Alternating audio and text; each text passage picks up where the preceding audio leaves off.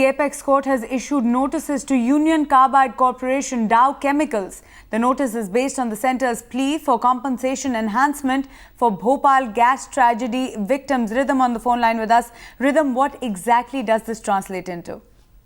Well, Maruk, what's really happened today is the Supreme Court, the senior-most judges in the Supreme Court, the 5 senior-most judges, that's Chief Justice of India and 4 of his brother judges, sat together, decided this matter.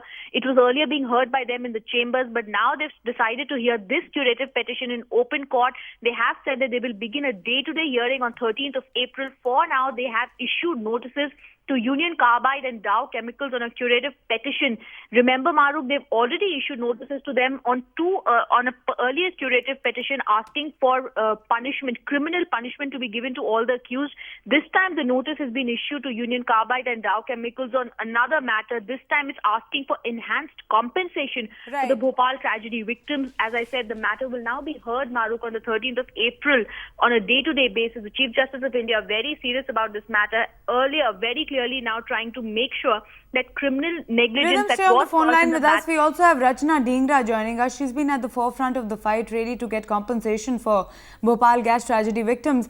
Ms. Dhingra, do you think this is a big step forward in your fight in getting compensation, and do you think it's going to go towards getting more for the victims?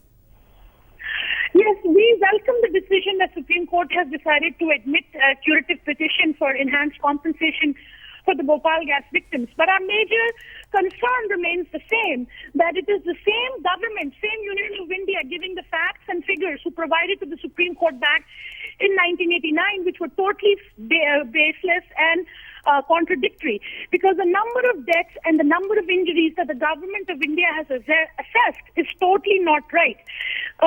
Because as far as the ICMR figures, there were at least 98% people who were suffering from lung problems, at least 60% of people who were suffering from eye problems.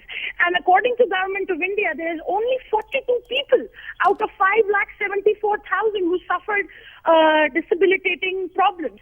Right. And they have only reported, so the numbers that the Government of India has quoted in the earlier petition when the compensation was read, and even now, is totally not based on facts. And that's what our main worry is, that how are we going to get the right compensation when the figures provided to the Supreme Court are not based on any facts. Ms. Dhingra, thanks so much for joining us on a day when the Supreme Court is going to hear the compensation plea and has sent notices to Dow Chemicals.